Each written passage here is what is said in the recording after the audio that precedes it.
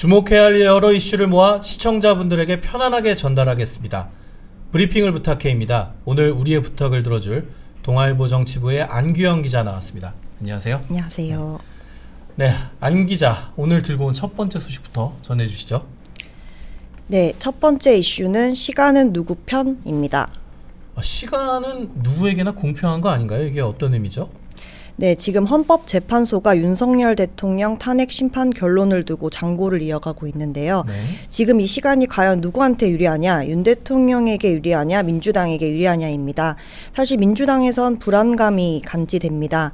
민주당은 더 늦어지면 시간은 윤석열의 편이다 면서 헌재를 향해서 신속한 선고를 촉구하고 있습니다. 김용민 의원은 헌재 숙고의 시간은 지났다. 이제부터는 지연의 시간이라며 더 늦어지면 시간은 윤석열의 편이 된다. 이를 막기 위해서 국회와 국민이 각자의 역할을 해야 한다고 했습니다. 네. 이재명 대표도 SNS에서 헌재의 선고가 납득할 만한 이유 없이 지연되며 국민이 잠들지 못하고 있다면서 대통령 탄핵 최우선 심리를 말하던 헌재가 다른 사건 심리까지 시작하며 선고를 지연하는 건 쉽게 이해되지 않는다. 신속한 파면 선고를 요청드린다고 했습니다. 네, 이전보다는 조금 발언의 수위가 높아지고 있는 것 같은데 민주당이 불안해하는 다른 이유가 있나요? 사실 민주당은 윤 대통령 탄핵 선고 기일이 이번 주 내에는 정해질 걸로 보고 있습니다. 사실 그렇게 희망을 하고 있는 거죠. 그렇죠. 근데 혹시라도 윤 대통령 탄핵 선고보다 오는 26일로 예정된 이 대표의 항소심 선고가 먼저 나올 경우를 우려하는 건데요. 징역 1년, 집행유예 2년을 받았던 지난 1심 때처럼 피선고권 상실형이 선고되면 대권 가도의 타격을 피할 수 없기 때문입니다. 당내에선 이 대표가 항소심에서 무죄 또는 100만 원 미만의 감형 선고를 점치는 분위기지만 또 조기 대선과 대법원 판결이 맞물릴 경우의 수도 배제하지 않고 있습니다. 복잡하네요, 상황이. 네. 만약 윤 대통령 탄핵 선고가 4월 중순쯤 나올 경우 633 원칙, 1심은 6개월 내, 2, 3심은 3개월 내에 나온다는 원칙에 따라서 6월 조기 대선과 겹칠 수 있어서입니다. 이렇게 될 경우 대법원의 손에 이 대표의 명운이 걸리게 되는 셈입니다. 최악의 경우엔 조기 대선 이전에 대법원 선고가 나올 수도 있겠네요. 네, 그래서 민주당도 많이 초조해하고 있는데요. 지난주부터 의원들이랑 얘기하면 14일에 날 거다, 네. 17일에 날 거다 온갖 예측이 많았습니다. 그래도 계속 선고가 안 나니까 이젠 오히려 저한테 안 기자 들리는 거 없어? 보조팀에서 들은 거 없어? 이런 식으로 저한테 묻기도 하고 있습니다. 민주당 안에 좀 정보가 없다 이런 답답함도 좀 있는 것 네. 같아요. 그렇죠? 네. 반대로 국민의힘은 선고가 좀 늦어지면 늦어질수록 윤석열의 시간이다. 이렇게 보고 있는 것 같아요. 네, 맞습니다. 국민의힘은 이 대표의 항소심이 열리는 오는 26일 뒤에 윤 대통령 탄핵 선고 결과를 내야 한다는 주장을 펼치고 있습니다. 나경원 의원은 페이스북에서 대통령에 대한 탄핵 심판 결론은 이 대표 2심 선고 이후에 나와야 한다면서 그래야 그나마 헌재가 편파 졸속 운영에 대한 비판을 덜 수 있을 것이라고 했습니다. 또 헌재의 선입 선출 원칙, 즉 사건 접수 순서대로 처리해야 한다는 원칙을 들어서 한독수 국무총리 탄핵 선고가 윤 대통령보다 빨라야 한다는 주장을 내고 있습니다. 네, 그렇습니다. 네, 탄핵 선고가 나려면 통상 어떤 헌재의 그런 절차를 봤을 때 오늘까지는 기일이 결정돼야 되는 거죠? 네, 맞습니다. 오늘까지 선고 기일이 나오지 않으면 사실상 이번 주 선고는 힘들어진다는 관측이 많은데요. 어제 헌재가 박성재 법무부 장관 변론을 끝내고 선고 일정은 추후에 공지하겠다고 했지만 윤 대통령 탄핵 선고 기일은 정하지 않았습니다. 헌재가 이번 사건처럼 정기 선고일이 아닌 별도의 특별 기일을 지정해 선고하는 경우엔 통상 2, 3일 전엔 선고일을 당사자들에게 알려왔는데 아직 국회와 윤 대통령 양측의 고지가 이뤄지지 않았습니다. 네, 오늘 아무튼 중요한 어떤 분수령이 될 것 같습니다. 오늘 나오는지 조금 더 지켜보도록 하겠습니다. 네, 다음 이슈는 뭔가요? 네, 두 번째 이슈는 신변 위협 뚫고입니다. 네, 지난 주말 집회나 민주당의 도보 행진에도 이재명 대표 나타나지 않았어요. 근데 어제 광주를 찾았습니다. 근데 주변에 검은 양복 입은 네. 경호원 같은 분들이 보이더라고요. 어떤 네, 상황이죠? 맞습니다. 이재명 대표에 대한 암살 위협설이 제기돼서 경찰이 이 대표의 신변 보호 조치를 시작했습니다. 지난 10일 민주당은 러시아제 권총을 밀수해 이 대표를 암살하려는 계획이 있다는 내용의 문자 메시지를 다수의 의원이 받았다고 밝힌 뒤 경찰과 신변 보호 조치를 협의해 왔습니다. 그렇군요. 네, 아무래도 실제 지난해 1월에 이 대표가 부산에 방문했다가 흉기 피습을 당한 적이 있어서 그런 테러 가능성 자체를 배제하기 어려웠던 걸로 보여요. 네. 실제로 이 대표 측과 얘기를 해보면 민주당이 말하는 그런 내란 세력이 윤 대통령 탄핵 선고가 임박하자 마지막 수단으로 이 대표 제거를 노리고 있다 이렇게 판단을 하고 있어요. 그래서 이거에 철저하게 대응하겠다 이런 엄중한 분위기입니다. 일부에서는 뭐 방탄 조끼를 입혀야 된다 뭐 이런 이야기도 네, 있다고 맞습니다. 들었어요. 네. 네. 많은 야권 지도자들이 상황이 어려울 때마다 광주를 먼저 찾곤 하는데 이런 신변 위협 상황에서 이 대표가 광주까지 간 특별한 이유가 있었나요? 네, 바로 윤 대통령 탄핵 촉구 집회 도중에 사망한 신상길 민주당원의 장례식장을 찾기 위해서였는데요.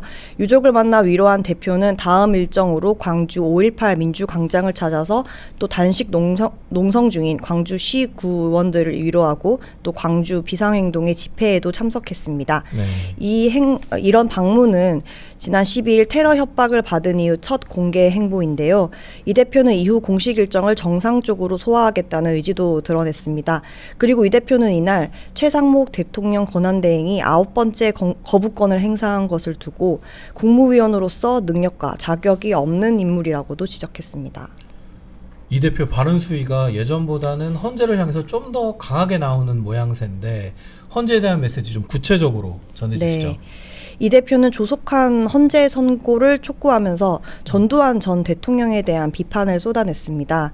국립 5.18 민주묘지 묘역을 참배한 뒤 이 대표는 기자들을 만나서 전두환이라는 사람이 국민이 맡긴 총과 칼로 국민을 향해서 찌르고 쏴서 수없이 많은 사람이 죽었는데도 천수를 누렸다면서 엄정하게 책임을 묻지 못했기 때문에 이런 군사 쿠데타를 기도하는 자들이 생겨났다고 말했습니다. 전두환 전 대통령을 통해서 뭔가 좀 돌려가기를 한 것 같네요. 그렇죠. 누군가를 좀 겨냥한 것 같습니다. 그러면서 어려운 점은 많겠지만 헌법수호의 대한민국 최고기관으로 헌법재판소가 이 혼란을 최대한 신속하게 종결지어야 한다고 촉구했습니다. 네. 이 대표가 이렇게 다시 정치 행보를 재개한 가운데 벌써 공식 대선 후보를 확정시킨 당도 나왔대요. 네, 바로 이준석 개혁신당 의원입니다.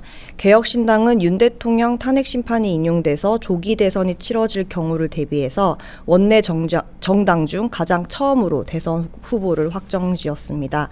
개혁신당은 대선에 단독으로 후보할 경우에 투표율 30% 이상의 과반 찬성을 얻어야 공식 후보로 선출되도록 규정하고 있습니다. 당원을 대상으로 찬반 투표를 진행한 결과 이번에 찬성 92.81%를 얻었습니다. 개혁신당은 윤 대통령이 파면돼서 조기 대선이 치러지게 되면 즉시 선거대책본부를 구성해 대선 체제로 전환한다는 방침입니다. 아무래도 뭐 거대 양당의 후보가 확정되기 전에 뭔가 좀 컨벤션 효과를 노린 것 같은데 네. 어느 정도 정치적 영향력이 있을지 좀 지켜봐야 되겠습니다. 네. 네. 다음 이슈 전해주시죠. 네, 세 번째 이슈는 최후 통첩입니다. 최후 통첩? 누구한테 날린 거죠? 바로 민주당이 최상목 대통령 권한대행에게 날린 건데요.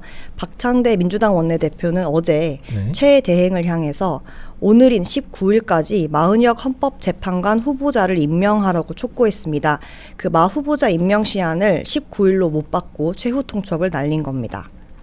기존의 민주당은 마은혁 후보자를 임명할 경우에 선고가 좀 늦어질 가능성 때문에 조금 주저주저 했는데 네, 이번에 네. 강하게 좀 워딩을 한 거네요. 네, 그렇습니다. 그러면 최재해 감사원장이나 그 이창수 검사 탄핵 기각 등 그 민주당이 발의한 탄핵 소추안이 줄기각이 되지 않았습니까? 네. 좀 이런 거에 그 유보하자는 기류가 강했는데 이번에 또 굉장히 강하게 탄핵 카드가 다시 나온 거네요. 네, 실제로 민주당은 탄핵 역풍 우려 때문에 탄핵 카드를 신중하게 검토하는 기류였습니다. 그런데 이번에 강경 기류처럼 보이는 걸로 바뀐 거는 네. 헌재 선고가 당 예상보다 늦어지면서입니다. 좀 조급해지는 그런 게 있나요? 예, 그렇습니다. 네. 진보 성향의 마은혁 재판관 임명을 압박해서라도 어떻게든 헌재 선고를 압박하자 이런 취지인데요. 어제 박 원내대표 발언 이후에 의원들 얘기를 좀 들어봤는데 뒷이야기 들어보셨네요? 그렇죠. 네. 예. 그런데 이제 선고가 언제 날지도 모르는데 이렇게 감나무 밑에서 감이 떨어지기만 기다리는 건 아니지 않냐. 네. 뭐 우리도 뭐라도 해야 되지 않냐. 왜냐면 이제 삭발도 하고 그쵸. 단식도 했는데 더 할 게 없단 말이죠. 네. 그래서 그런 반응이었습니다. 그리고 또 최상목 대행이 어제 주재한 국무회의에서 방통위법 개정안에 대해서 국회에 제의를 요구할 권한, 즉 거부권을 행사하기로 했는데요. 이것도 영향을 미쳤습니다. 이번 방통위법 개정안은 방통위 회의 정족수를 3인 이상으로 규정하는 내용을 담고 있는데 최 대행은 이번 개정안이 적용되면 국회 추천목 없이는 방통위가 정상 운영이 어려워진다는 점을 지적했습니다. 이를 두고 민주당은 내란 숙의 윤석열의 거부권 남용에 못지않은 헌정사의 오점이라고 강하게 비판했습니다. 최상목 권한대행의 거부권을 탄핵 카드로 맞받아 친 거네요. 네, 맞습니다. 그렇죠. 하지만 일각에서는 지금 여러 가지 그 탄핵 카드가 실패하고 있고 사실상 실익이 없다. 그다음에 역풍 우려도 상당하다. 뭐 이런 우려도 나오고 있거든요. 민주당이 실제로 탄핵 발의까지 갈 가능성 어느 정도 보십니까? 아까 이제 말씀드렸던 강경 의원들은 꼭 해야 한다는 의견이 많지만 또 다른 지도부 얘기를 들어보면 네. 일단은 협박용이다 이런 반응이 많았습니다. 그렇군요. 아무래도 줄탄핵 역풍이 우려되는 게 여전히 있고 또 윤 대통령 탄핵에 집중하자는 의견이 많기 때문인데요. 그러나 여전히 아까 말씀드린 것처럼 탄핵해야 된다는 강경파도 적지 않습니다. 그래서 민주당은 오늘 밤 9시 비상의원 총회를 소집하기로 했습니다. 네. 여기서 아마 최 대행에 대한 탄핵 추진이 논의될 가능성이 있는데요. 오늘 만약에 의총에서 최 대행에 대한 탄핵 추진이 결정되면 민주당은 바로 탄핵안을 만들고 또 내일로 예정된 국회 본회의를 앞두고 발의할 가능성이 있습니다. 안 기자 또 국회 돌아가서 오늘 밤늦게까지 또 취재하셔야겠네요. 예, 열심히 하겠습니다. 네, 그렇군요. 다음 이슈로 넘어가 보겠습니다. 안 기자, 네. 소개해 주시죠. 마지막 이슈는 4번 만의 청구입니다. 네, 윤 대통령 부부에게 각별한 신임을 받았다고 알려진 김성훈 경호차장 구속영장 관련 얘기죠?